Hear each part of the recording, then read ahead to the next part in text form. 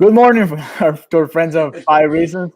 I know it's weird. We're live at 10 a.m. in the morning. I don't know, 10:40 in the morning. But we have Hmm. some breaking news. Ethan Skolnick just wrote an article for FiveReasonSports.com. The real reason why Dion Waiters got suspended. Ethan, what's going on? What happened? Well, yeah, this is the third time, right? Three Yeah, suspensions. That's for Dwayne Wade. That's for the number of what is that number of Heat championships. yeah. Third suspension of Dion Waiters. Actually, we were doing some research on this. A media buddy of mine and we couldn't figure out the last person who was suspended three times, and it wasn't for like something like DeMarcus Cousins with the technicals and that kind of stuff. So this latest Dion Waiters suspension, the official reason that the Heat gave for this was, which is true, continued sort of insubordination, right? Like that's what they said after they already given out one game suspension. That was for the behavior on the bench and the Instagram comments about her exposure and some other things that were going on. Then there was the second suspension, which was 7 games. That was reportedly for the gummy situation on the plane, right? The THC infused gummies before the first Laker game on the road. Now this one I got confirmed. Well, I heard from three sources, then I got it confirmed. The issue here was Dion has been saying he's sick. Remember that's been the official reason that the Heat have given for him not participating, right, in Yeah. things recently. But there was an Instagram post. Now I don't know if it was a post or a story. If you're not familiar with Instagram, stories disappear in 24 hours unless they're archived. Posts can stay up there forever, right? But there was an Instagram story or post that basically showed Dion hanging out, having a good time on a boat. And so now I can tell you that there is no such post currently on @Waiters3 on Instagram. His account is private. I don't know if it's always been private. He's got about 350,000 followers on there, but it's a private account. We did some sleuthing, and there's nothing on there right now. So, but apparently the Heat we're not happy about it. But here's the big thing, Alejandro. Like you say, okay, 6 games, that's a lot for an Instagram post, right? Yeah, it is a Yeah, lot for an Instagram it's not just the post, I guess. I mean, post. it's Right. been just several different things that it's not their right attitude, right? To be in the Miami It's Heat. a cumulative thing. Do I have to say the word culture? Do I have to Well, say I it? said attitude just so you can Uh, say culture. I'll thank you very much. Thanks for bribing me. You're now suspended for 7 games or seven 305 lives. No, their culture, right? Like after last season, Pat Riley acknowledged I let the culture slip, right? I've been talking about that repeatedly, and when he says something like that, he means it. And so, they decided after last season they weren't going to tolerate anything else, and Dion was one of the people who they had issues with. Now, I will tell you there have been more issues than have been reported. So even these three incidents, there's been more stuff. Okay, and the Heat feel that they have protected Dion in a lot of ways by not letting this stuff get out. I can tell you now, the feeling is not quite the same in that regard. This information was not hard to get. Okay, so I think kind of where we are right now is that it's a cumulative thing.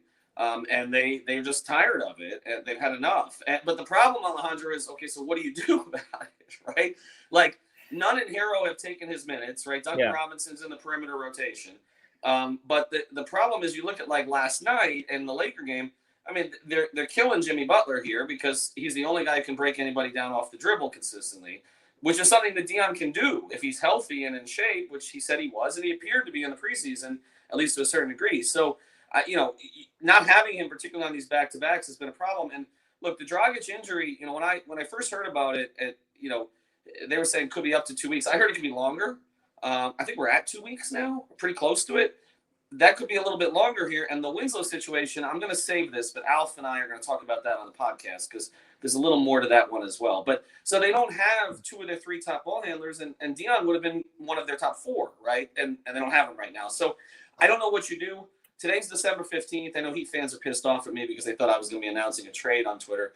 But December 15th is a significant day because there's a lot of players around the NBA who are now eligible to be traded that were not eligible to be traded before. Okay, that's the deal. If you sign a guy in the offseason, December 15th is one of the milestone dates.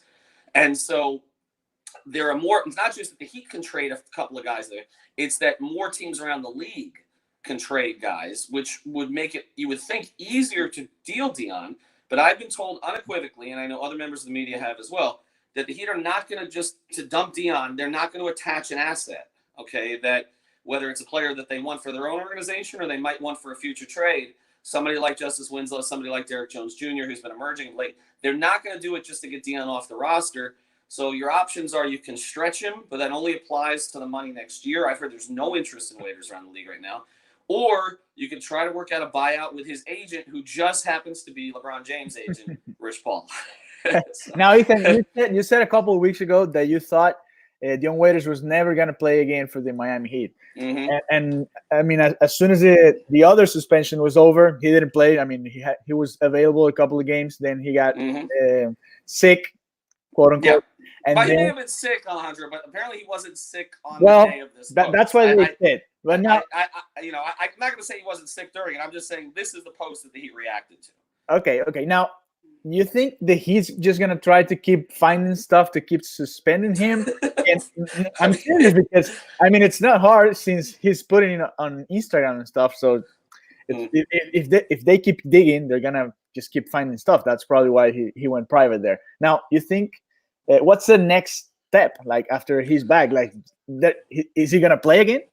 I don't think so, Alejandro. I really don't. And we said it before. We had Bobby Marks on our pod about a month ago. He said he didn't think Dion would ever play for the Heat again. Then he came back, and Erik Spoelstra said, we have a plan for him. The plan apparently didn't include, Instagram posts. I don't know. I think they would like, I think they would have liked for him to get back in the mix. I mean, that's my belief. I don't have that from everybody, but I think they would have liked it. I don't know that there would have been a big role, but again, we've seen it over the past couple of games. They need another guy, and Jimmy's minutes are higher than they would like right now. And, you need to kind of get into the stretch run. So, but do I expect him to play again? I don't know. The teams around the league are waiting to see, can Dion Waiters still break someone down off the dribble in order to make a trade for him. So I don't know about this idea of showcasing it, right? Of him and what difference that's going to make. Look, I've been told they're not going to do anything that's going to screw up their, I'm going to say it again, quote unquote culture, Alejandro. They want to keep any bad influence away from this team. Think about it. Think how young this team is, okay? Bam's 22, right? Justise, 23. Hero 19. Silva is Silva 20. I forgot Silva's age, but he's there too, right? Obviously Nunn is 24, but he's in his first year.